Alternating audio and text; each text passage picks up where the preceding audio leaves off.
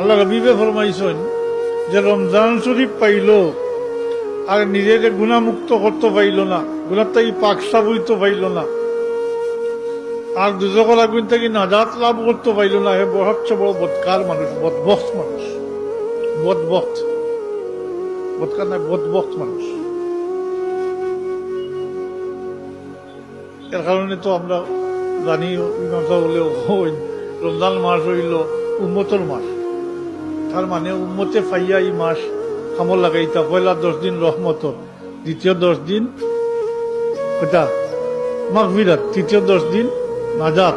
এই নাজাত মানে ইতকুম মিনান নিরান, দুজকের আগুন থেকে নাজাত লাভ করতা।